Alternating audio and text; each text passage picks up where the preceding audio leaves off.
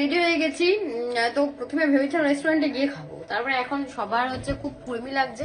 আর সব থেকে বড় কথা হচ্ছে মামামকে নিয়ে রেস্টুরেন্টে খাওয়া হচ্ছে একটু চাপের ব্যাপার। প্রথমত স্মেল যাবে নাকি, তারপর ও খেতে দেবে না বারবার, এখনো খুব জিনিস শিখেছে আমরা কিছু খেলেই হাত দেয়, তো ওটা একটা প্রবলেম, মানে শান্তিতে কেউ খেতে পারবে না। তো তাই জন্য ভাবলাম যাই, গিয়ে নিয়ে চলে আসি। তো ওটাই এখন যাচ্ছি আনতে।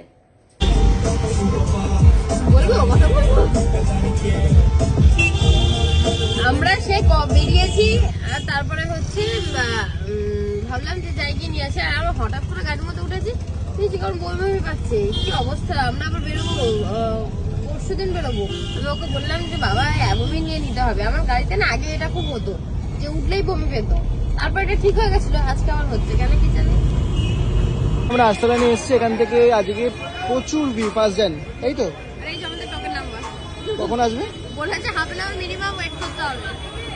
চলো এখন আমরা ওয়েট করছি, এখন ওয়েট করে এখান থেকে পার্সেলে তারপরে যাবো, তাই তো। চলো, আর আজকে প্রচুর ভিড় এখানে। এই যে 31 ফার্স্ট জানুয়ারিতে 100 টাকা ডোনেট করে এসছে। এত বোকা আর্সেনাল অর্ণবটা না, সব জায়গায় গিয়ে একদম গুলিয়ে দেয়। প্রথমত আর্সেনালে এত ভিড়, আর তার মধ্যে কি হয়েছে, মানে আমাদের 1903 টাকা বিল হয়েছে, ঠিক আছে।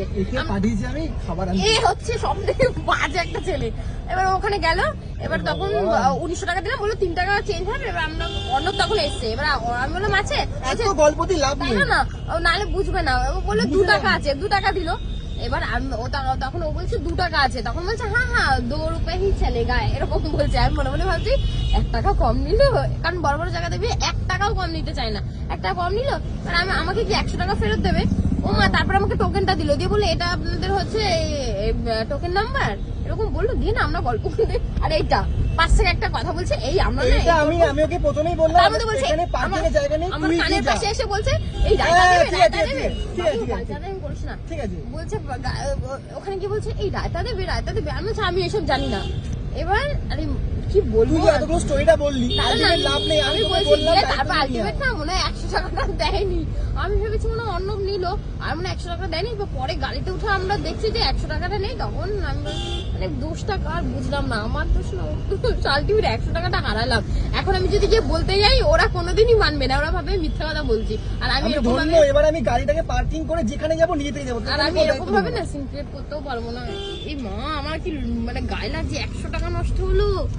ইস, মানে ও 1 টাকা মানে ইয়ে করতে ম্যানেজ করতে গিয়ে 100 টাকা সালা পকেটে ঢুকিয়ে নিল। আর কি বলবো, এটা না খুব চালু হয়, এরকম ভিড়ের দিনে লোকের মাথা খেয়ে নেয়।